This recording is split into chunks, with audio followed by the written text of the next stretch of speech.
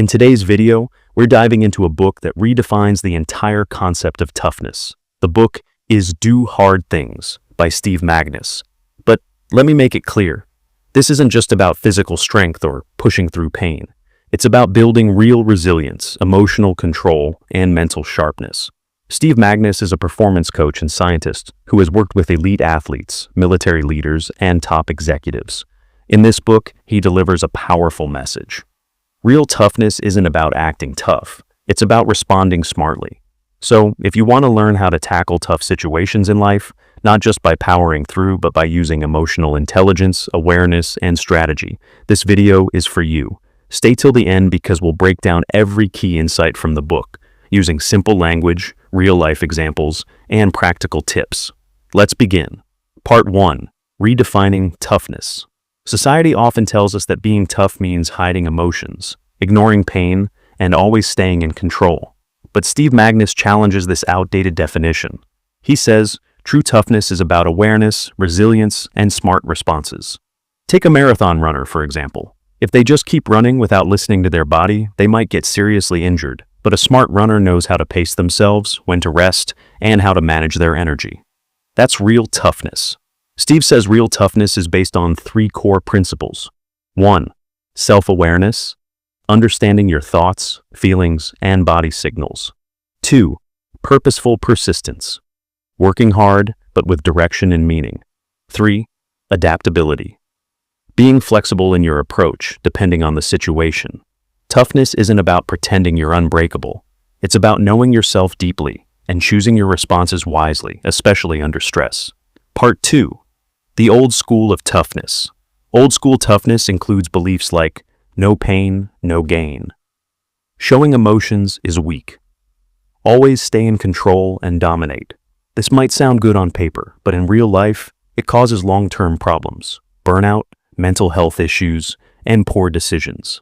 Magness shares how even Navy SEALs, some of the toughest people on Earth, don't just blindly push through pain. The best ones stay calm under pressure, regulate their thoughts, and make calculated moves. The traditional mindset encourages us to suppress fear, hide emotions, pretend nothing bothers us. But that's not strength. In fact, denying what you feel disconnects you from your inner wisdom.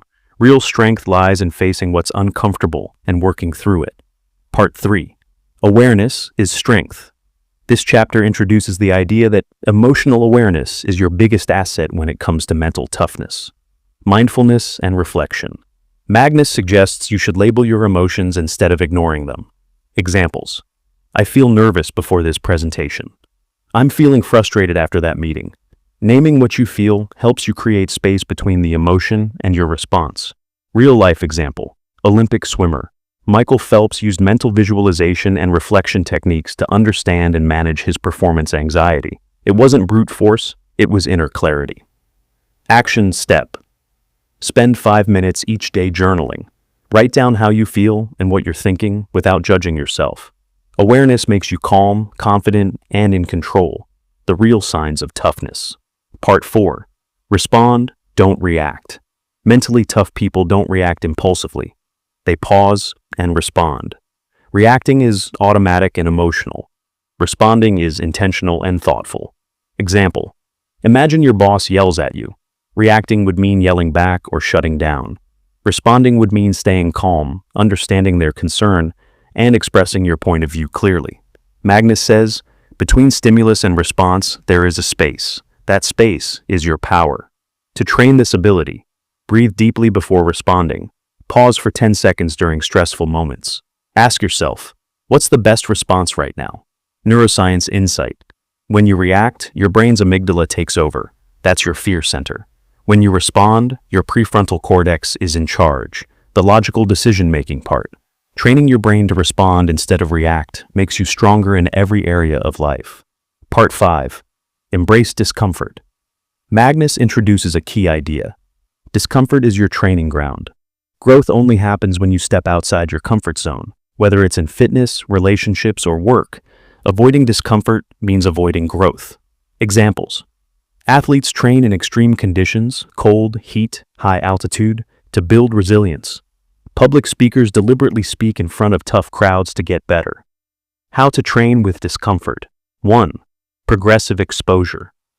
Every week, do one thing that makes you slightly uncomfortable. It could be waking up early, having a hard conversation, or trying something new. 2. Mental contrast.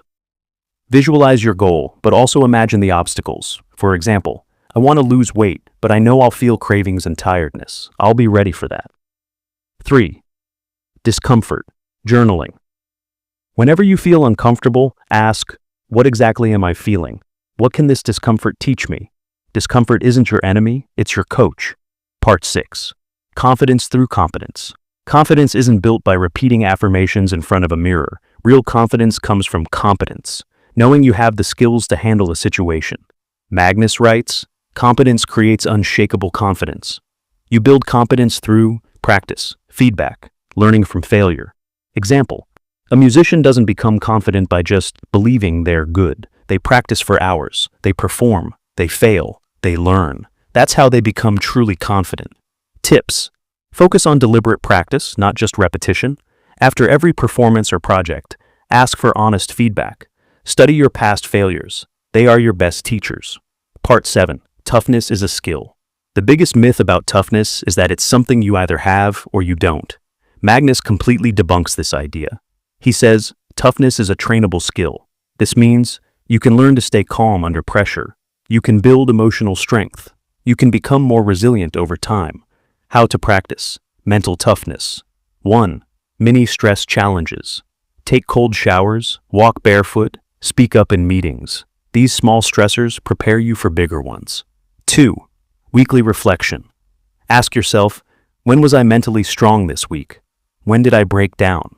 What can I do better next time? 3. Find an accountability partner. Share your growth goals with a friend, mentor, or coach who can check in with you. Building toughness is like building a muscle. The more you train it, the stronger you get. Conclusion. Steve Magness delivers a powerful message through Do Hard Things. That toughness isn't about acting cold or pretending to be unbreakable. It's about learning, growing, and being emotionally aware, especially under pressure. Key takeaways. Toughness equals awareness plus strategy plus resilience. Discomfort isn't something to avoid. It's something to lean into. Confidence doesn't come from positive thinking. It comes from competence. Real strength is in choosing the wise response, not the fastest one. This book challenges the toxic definition of toughness we've grown up with. It offers a healthier, smarter, and more effective way to face life's challenges.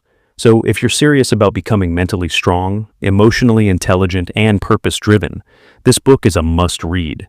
If this summary helped you, don't forget to like, comment, and subscribe to the channel, and comment below. I choose real toughness. Rispopi por just forest.